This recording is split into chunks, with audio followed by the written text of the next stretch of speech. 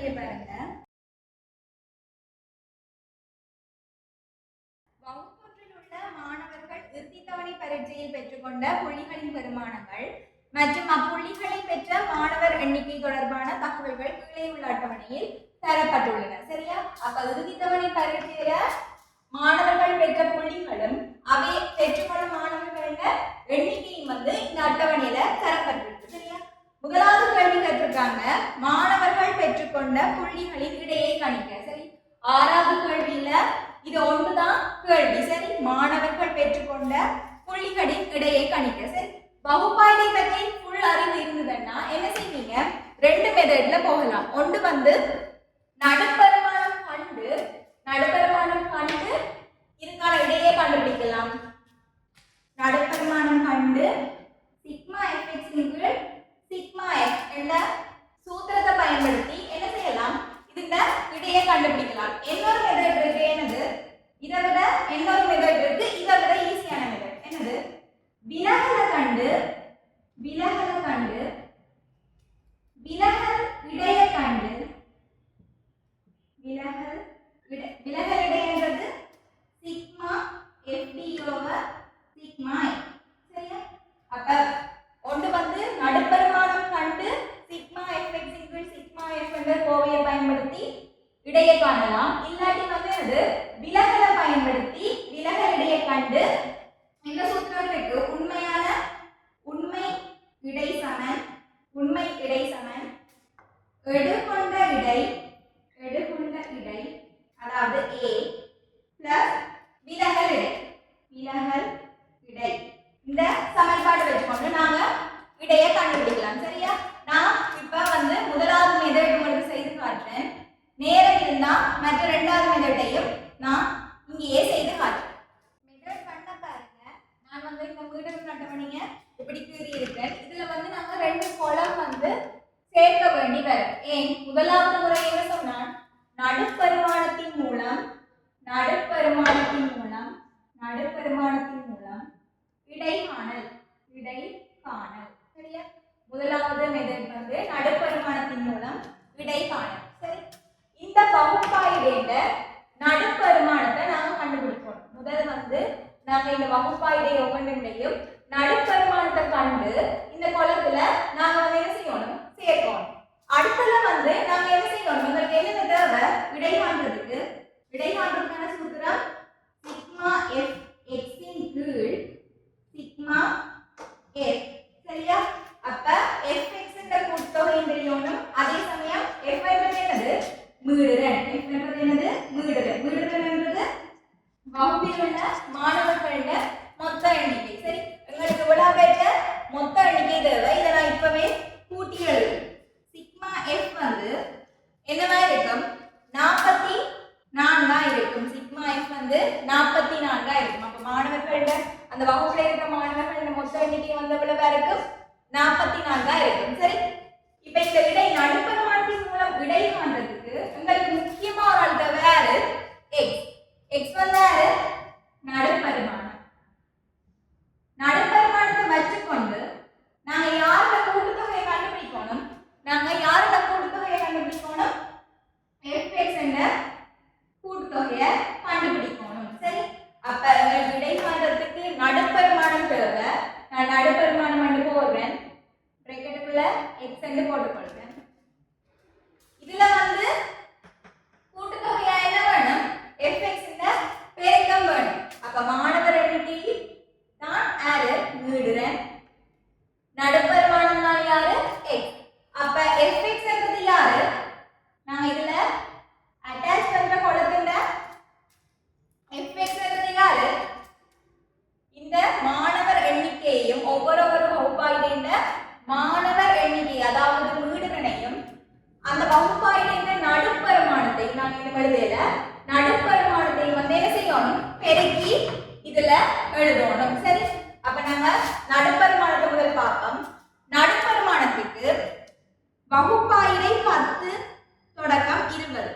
வகுப்பாயிரை கீழெல்லை யார், மேலெல்லை யார்? சரி, இதுதான் வகுப்பாயிரை.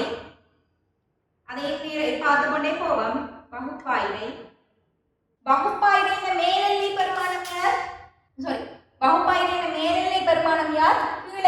வகுப்பாயிரம் யாருன்னு பார்க்கலாம். இது வகுப்பாயிரம் கீழெல்லை என்னவா இருக்கும்? 10 இருக்கும். கீழெல்லை யாரா இருக்கும்? 10 இருக்கும். யாருல தொடங்குறாரோ அவர் தான் யாரு? கீழெல்லை பெருமானம். மற்றது வந்து எது? மேல் எல்லை. வகுப்பாயிரம் மேல் எல்லை. மேல் எல்லை யாரு? யாருல முடிகிறாரோ அவர் மேல் எல்லை. சரி, அப்ப நாம என்ன செய்யணும்? வகுப்பாயிரம் கீழ் எல்லையையும் மேல் எல்லையையும் கூட்டி கீழ் எல்லையையும் மேல் எல்லையையும் கூட்டி என்னத்தால பிரிக்கணும்? 2ஆல பிரிச்சா வாரவர் யார்? x என்ற நடுப்பரிமாணம். சரி, x என்ற நடுப்பரிமாணம் தான் யார் வரப்போகுது? மேல் எல்லையையும் கீழ் எல்லையையும் கூட்டி 2ஆல வகுக்க வாரதான் என்னது? நடுப்பரிமாணம். அப்ப நடுப்பரிமாணத்தை காணணும். 10 சக 20 கீழே 2.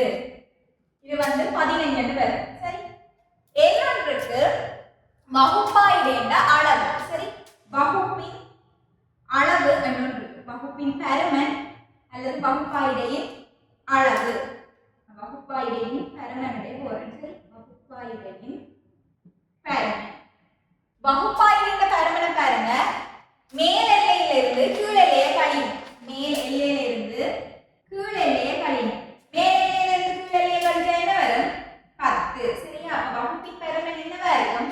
10 இருக்கும். இப்ப அடுத்த நடுப்பரிமாணம் போக போக போக என்ன செய்துட்டு இருக்கும்? 10ஆல கூடிட்டு இருக்கும். அப்ப அடுத்தடுத்த நடுப்பரிமாணம் போக போக 10ஆல கூடிக்கொண்டு போகும். பாருங்க, எதுக்கு நீங்க கூட்டிய பாருங்க. 2ஆவது 10 20 30 50 20 30 50 50 2ஆல பிரிச்சா எவ்வளவு?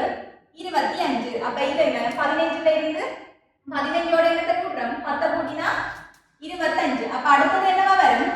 35 வரும். அடுத்தது 45, அடுத்தது 55, அடுத்தது 65, 75, கடைசியா 85. சரியா? அப்ப என்னது? அந்த வகுப்பின் பெருமானத்தால என்ன செய்து கொண்டு போகுது? நடுப்பெருமானம் அதிகரிச்சு கொண்டு போகுது. உங்களுக்கு டபுள் ஐடியா கிடைக்காட்டி முதல் ரெண்டு முண்டை செய்து பாருங்க. சரி, 2 முண்டை செய்து பாருங்க. இது அடுத்தது பாருங்க. 30 சக 40 எவ்வளவு? 70. 70 2ஆல பிரிச்சா எவ்வளவு? 35. வந்ததா இல்லையா? வந்து. சரி, அப்ப என்னது? 10 10ஆல வகுப்பின் பெருமானத்தால என்ன செய்து கொண்டு போகுது? கூடிக்கொண்டு போகுது. சரி, இதுல வந்து நாங்க வகுப்பின் நடுப்பெருமானத்தையும் கண்டுட்டோம். மற்றது வந்து மாணவர் எண்ணிக்கையும் உங்களுக்கு தந்திருக்கு. என்ன செய்ய போறோம்? fx என்றது 2ஐயும் பெருக்கி எழுத போறோம். அப்ப 3 15ஆல பெருக்கி பக்கத்துல எழுதுவீங்க. அப்படி எழுதி கொண்டு என்ன செய்வீங்க? உங்களுக்கு தேவையானது என்னது? நடுப்பெருமானத்தினையும் வீடு 2ஐயும் பெருக்கம் தேவை. அதுக்கு என்னது? சிக்மா தேவை. சிக்மா என்னது? கூட்டுத்தொகை. கூட்டுத்தொகைன்றது அவ்வளவு வகுப்பாயிரேண்ட fx இந்த கூட்டுத்தொகை எங்களுக்கு தேவைப்படும். பாருங்க, 15 3ஆல பெருக்கி 45, 100, 70, 45 6ஆல பெருக்கினா 270, அடுத்தது 495, 715 பெருக்கி பாருங்க. சரியாண்டு 715, 300, கடைசியா 425. சரி, இவ்வளவு வந்து நான் பெருக்கி எடுத்தது. என்ன தெரியும்? f-ஐயும் அதுக்கான x-ஐயும். சரி, அந்த வகுப்பாயிரக்கான x-ஐயும். சரி, அப்ப பெருக்கி எடுத்து இந்த விடை வந்து இருக்கும். இந்த படத்தை நாங்க அட்டாச் பண்ணுவோம் நாங்க இதோட. சரி, கடைசியா நாங்க காண போறது என்னது? கடைசியா நாங்க காண போறது சிக்மா fx. இவர் தான் எங்களுக்கு தேவையிருக்கு. விடை காண்றதுக்கு இவர் தான் எங்களுக்கு தேவை. அப்ப இவ்வளவுதையும் கூட்டினா என்ன பெருமானம் வரும்? 2420 என்று வரும். சரியா? கூட்டி பாருங்க. 5 5 10, 15 20 சைடு போட்டு 2 நிமிஷம் 6 6 14 20 29 30 32 2 3 நிமிஷம் 4 4 2 6 10 17 17 24. சரியா? சரியா வருதா? 2420 வந்து கொள்ளும். சரி, இதுக்கு இடையில நாங்க அந்த சமன்பாட்டை வச்சு காண போறோம். சமன்பாட்டை முதல்ல எழுதி கொள்ளுங்க. உங்களுக்கு தெரிஞ்சாலும் சமன்பாட்டை வடிவா எழுதி கொள்ளுங்க. சரி, ஒவ்வொரு ஸ்டெப்ஸையும் வடிவா எழுதி கொள்ளுங்க. எல்லாத்துக்குமே மார்க்ஸ் இருக்கு. விடை சிக்மா fx கீழ் சிக்மா f. சிக்மா fx கண்டுட்டோம் 2420 கீழ் சிக்மா f வந்து எவ்வளவு 44. 4ஆல 2 பிரிச்சா 11 6 24 0 4 20 11ஆல பிரிச்சா 11 5 55 மிச்சம் 5 11 5 எவ்வளவு வரும் 55 வந்து கொள்ளும். அப்ப மாணவர்களோட விடை புள்ளி எவ்வளவு 55 வந்து கொள்ளும். இந்த நடுப்பெருமானத்தின் மூலம் இடை காணல்ல என்ன சிக்கல்னா எல்லாமே நாங்க கூட்ட போறது எல்லாமே நேர்பெருமானங்கள். நேர்பெருமானங்கள். அப்ப நேர்பெருமானங்கள் என்றால் எங்களுக்கு வர்ற விடையும் கூட்டுத்தொகையும் என்னது பெருசா இருக்கும். அது வந்து ரொம்ப பெருசா இருக்கும். அப்ப நம்ம சிக்மா எஃப்எக்ஸ்எல் போடேக்கல ஒரு பெரிய பெருமானம் வரப்போகுது. இது கொஞ்சம் உங்களுக்கு சுருக்க இலகுவா இருக்கிறதால பிரச்சனை இல்லை. இதை விட பெரிய பெருமானம் வந்தா நீங்க என்ன செய்வீங்க சுருக்கல்ல கஷ்டப்படுவீங்க. அப்ப இதை இலகுவாக்குறதுக்கு நாங்க என்ன செய்ய போறோம் இன்னொரு முறை இருக்கு. என்னது இரண்டாவது முறை விலகலின் மூலம் விடை காண்றது. இது வந்து நடுப்பெருமானத்தின் மூலம் விடை காண்றது. மற்றது வந்து நாங்கள் இலகுவா செய்யக்கூடிய முறை பெரிய பெரிய தானங்கள் இல்லாம நாங்க சுருக்கல்ல இலகுவா கொண்டு போகக்கூடிய முறை வந்து விலகலின் மூலம் விடை காணல். சரியா விலகல் மூலம் விடை காண்றது. இதை வந்து நம்ம மெத்தட்ல பார்ப்போம். இரண்டாவது மெத்தட் பாருங்க விலகலின் மூலம் விடை காணல். விலகல் மூலம்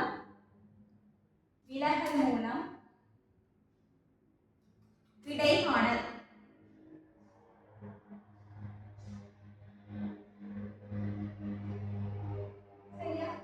இந்த இரண்டாவது மெத்தடுக்கு எங்களுக்கு கட்டாயமா நடுப்பெருமானம் கோலம் வந்து தேவைப்படும். சரியா அப்ப என்னது நடுப்பெருமானத்துக்கு ஒரு கோலம் மற்றது வந்து இருக்கு விலகலுக்கு ஒரு கோலம் மற்றது கட்டாயமா தேவைப்படும் பொழுது சிக்மா ft இன் கீழ் d.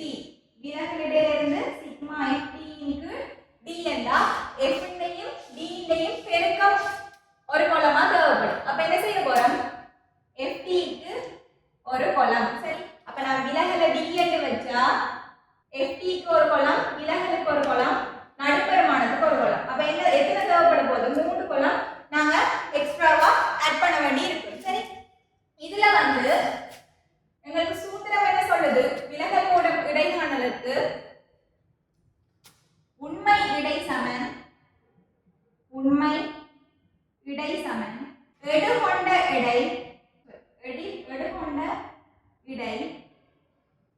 பிளஸ் விலகல் இடை. சரியா இந்த எடுகொண்ட இடையா நாங்க எதை தெரிந்தெடுக்க போறோம்னா ஆகார வகுப்பு. சரியா புள்ளிகள ஆகார வகுப்பு. ஆகார வகுப்புன்றது என்னது நாங்க இத கண்டுபிடிப்போம். ஆகார வகுப்பு மாணவர் எண்ணிக்கை அதாவது மீடுறல் எந்த வகுப்பாய்க்கு அதிகமா இருக்கோ அதை நாங்க என்னவா எடுப்போம் ஆகார வகுப்பா எடுப்போம். சரியா இதுல வந்து எது அதிகமா இருக்கு 3 4 2 6 9 11 4 5 இதுல எது அதிகமா இருக்கு இந்த 11. சரியா அப்ப எதுல அதிகமா இருக்கு மீடுறல் அதிகமா இருக்கிறது வந்து நாங்க ஆகார வகுப்பா எடுப்போம். சரி அப்ப எங்க ஆகார வகுப்பு அதாவது எடுகொண்ட வகுப்பு வந்து என்னவா இருக்க போகுது இந்த 11. சரி இது யாரு எங்கட ஆகார வகுப்பு. இவரை வச்சுத்தான் நாங்க மிச்ச கணக்கு செய்து முடிக்க போறோம். சரி இவற்ற நடுப்பெருமானத்தின் விலகலுக்கு நேர நாங்கள் 0 போடுவோம். ஏன் இதுல இருந்து தான் நம்ம ஸ்டார்ட் பண்ண போறோம். இவற்ற ஆகார வகுப்பின் நடுப்பெருமானத்துக்கு நேர நாங்க 0 இதுல இருந்து நாங்க தொடங்க போறோம். இவருக்கு மேல இவன் நடுப்பெருமானத்துல என்ன செய்ய போகுது 10 10 குறைய போகுது. இவற்ற நடுப்பெருமானத்துல இருந்து எவ்வளவு விலகி இருக்குன்னு பார்க்கிறது தான் இந்த விலகல். அப்ப ஆகார வகுப்புல இருந்து எவ்வளவு விலகி இருக்கின்றது தான் அது நடுப்பெருமானத்துல இருந்து எவ்வளவு விலகி இருக்கின்றது தான் விலகல். சரி அப்ப முதலாவது பாருங்க 65 ஆகார வகுப்புள்ள நடுப்பெருமானம். சரி அதுக்கு மேல நாங்க 0 போட்டுட்டோம்.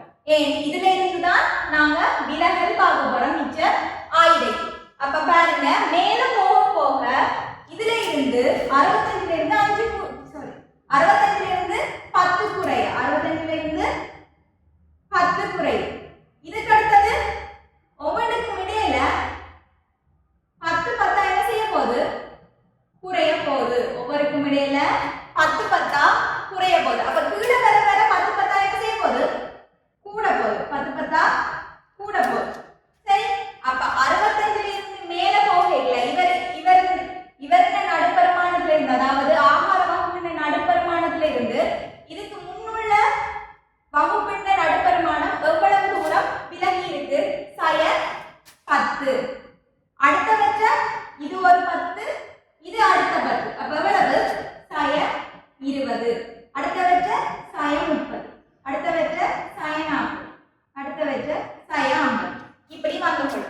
இதுக்கு கீழே, அதாவது ஆகார வகுப்புக்கு கீழே என்னது?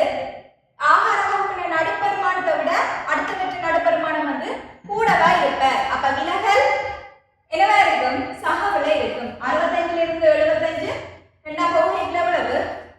சக 10. குறியோடு போடுங்க. சக 10. சரி, இது வந்து சக 20. ஏன் 10 கூடுதலோ? சக 20. சரி, அப்ப விலகல் இருந்து பாத்துனாங்க. ஆகார முதல் வந்து நாங்க விலகல் மூலம் இடைக்காணலுக்கு ஆகார வகுப்பை தேர்ந்தெடுப்போம். சரி, ஆகார வகுப்புல இருந்து அதுல நடுப்பரிமாணத்துல விலகலை வந்து நாங்க 0 என்று எடுப்போம். ஏன்? அவற்றை ஆகார வகுப்புல நடுப்பரிமாணத்துல இருந்து தான் அடுத்த வேண்ட விலகலை காண போறோம். அப்ப இவரை வந்து நாங்க 0 என்று எடுத்தா இவற்றிலிருந்து எவ்வளவு விலகி இருக்குன்னு பார்ப்போம். அடுத்தடுத்த ஆயுதைகள் எவ்வளவு தூரம் விலகி இருக்குன்னு பார்ப்போம். சரி, அப்படி பார்த்துட்டு டிக்கான பெருமானத்தை வந்து நாங்க குறியோட எழுதி கொள்வோம். ஏன் நான் குறியோட எழுதி கொள்ளணும்னு கட்டாயமா கதைக்கிறேன். ஏன்? எஃப்பும் டியும் பெருக்கப்பட போகுது. பெருக்கப்படவே என்னது? கட்டாயமா குறி முக்கியம். மைனஸும் இருக்கு, அதே சமயம் பிளஸ்லயும் பெருமானங்கள் இருக்கு. அப்ப எஃப்ஐயும் டிஐயும் வந்து நாங்க பெருக்கி எழுதியல என்னவும் முக்கியம்? குறியும் முக்கியம். சரி, அப்ப எடுகொண்ட இடை என்னன்னு சொன்னான்? ஏ சக சிக்மா எஃப்டி இன் கீழ் சிக்மா எஃப். நாங்க முதலே சிக்மா எஃப் கண்டுட்டோம். எவ்வளவு? சிக்மா எஃப் முதல் மெத்தட்லயே கண்டுபிடிச்சிருக்காங்க 44. மாணவர் எண்ணிக்கை 44. சரி, அப்ப விலகல் இருக்குது. எங்களுக்கு என்ன கூட்டுத்தொகை என்ன வேணும்? சிக்மா எஃப்டி ல கூட்டுத்தொகை வேணும். சரியா? அப்ப சிக்மா எஃப்டி ல கூட்டுத்தொகை வேணும்னா இத வந்து நாங்க என்ன செய்யணும்? எஃப் டி ஆல பெருக்கி இந்த கோலத்தை ஃபுல்லாவே நாங்க நிரப்போம். சரி, அப்ப 3 வந்து 50 ஆல பெருக்கி ஒவ்வொன்றையும் குறியோட பெருக்கி இதில் நான் போடுறேன். சரியா? எஃப்டி வந்து நாங்க பெருக்கி போட்டோம். சரி, எங்களுக்கு வந்து எஃப்டி ல சிக்மா தேவை, அதாவது எஃப்டி ல கூட்டுத்தொகை தேவை. அப்ப என்ன செய்யணும்? இவ்வளவு வந்து மறைபெருமானம், 0க்கு மேலே இருக்கிற அவ்வளவு வந்து மறைபெருமானம். இந்த ரெண்டும் வந்து நேர்பெருமானம். சரியா? இந்த ரெண்டையும் கூட்டி என்ன செய்யணும்? இது வந்து இத நான் கூட்டி எழுதுறேன். 0 12 14 19 28 2 3 5 582 வரும். முக்கியமா குறியோட எழுதணும். சரி, 580 வந்து சக 582 சய 582 வந்து கொள்ளும். இந்த மறைபெருமானங்களை கூட்ட இந்த நேர்பெருமானத்தை கூட்ட என்ன வரும்? சக 140 வந்து கொள்ளும். சரி, அப்ப கூட்டல்ல எதிர் குறிகள் இருந்தா என்ன செய்யணும்? ரெண்டையும் கழிச்சு போட்டு பெரிய பெருமானத்துல குறிய வந்து நம்ம விடையா போடணும். சரி, அப்ப ரெண்டையும் வந்து கழிக்க எவ்வளவு வரும்? 580ல இருந்து 140 வந்து கழிக்கணும். 0 4 4. அப்ப 440 வரும். இந்த ரெண்டையும் எது பெரிய பெருமானம்? 580 140. 580. அப்ப 580 குறி மைனஸ். அப்ப மைனஸ் குறி இதுல வந்து கொள்ளும். சரி, அப்ப மைனஸ் இந்த கூட்டுத்தொகை வந்து மைனஸ் 440. மைனஸ் 440 குறிய கவனமா பார்த்து கொள்ளுங்க. இதுல வந்து சிக்மா எஃப்டியும் தெரியும், இப்ப சிக்மா எஃப்பும் தெரியும். இப்ப உங்களுக்கு தேவையானது யாரு? இந்த எடுகொண்ட இடை. சரியா? எடுகொண்ட இடை அந்த ஏ இந்த பெருமானம் தான் உங்களுக்கு இப்ப தேவை. இதை என்ன செய்ய போறோம்? ஆகார வகுப்பு என்று எடுத்தாங்களோ இல்லையோ, இந்த தொடக்கத்திலேயே ஆகார வகுப்பை வச்சு தான் என்ன செய்து கொண்டு போனாங்க இந்த விலகல் மூலம் இடைக்காணல செய்து கொண்டு போனாங்க சரி ஆகார வகுப்புண்ட நடுப்பெருமானத்தை நாங்க என்ன எடுப்போம் எடுக்கொண்ட விடையா எடுப்போம் இது உண்மை விடையோ இல்ல நாங்க உத்தேசிச்சு வச்சுக்கொண்ட விடைதான் என்னது 65 சரி அப்ப உத்தேச விடை வந்து 65 நேர் 65 சக சிக்மா எஃப்டி என்றது நான் கூட்டி வச்சிருக்கோம் sin 440 அதன் கீழ் சிக்மா எஃப் எங்களுக்கு முதலே தெரியும் மாணவர்கள் எண்ணிக்கை எவ்வளவு 44 என்று தெரியும் சரி அப்ப 44 ஆல பிரிச்சா 11 44 40 அப்ப 65 இந்த நேர்குறியும் இந்த மறையும் வந்து பெருக்கப்பட்டா என்ன வரும் மறை 10 வந்து அப்ப எவ்வளவு விடை உண்மை விடை எவ்வளவு 55 சரி அப்ப முதல் கண்ட மெத்தட்லயும் வந்து உங்களுக்கு வந்தது விடை 55 தான் இப்ப விலகல் மூலம் இடைக்காணல்ல வந்த விடையும் வந்து 55 தான் சரியா எது வந்து உங்களுக்கு ஈஸியா இருக்கும் இந்த விலகல் இடை இது மறந்தீங்கன்னா உங்களுக்கு நடுப்பெருமான முறை வந்து ஈஸியா இருக்கும் உங்களுக்கு ஏதாச்சும் ஒரு மெத்தட் மறந்துன்னா அடுத்த மெத்தடால போறது உங்களுக்கு சுலபமா இருக்கும் சரி அதனால தான் இந்த ரெண்டு மெத்தடையும் உங்களுக்கு சொல்லி தந்துக்கிறேன்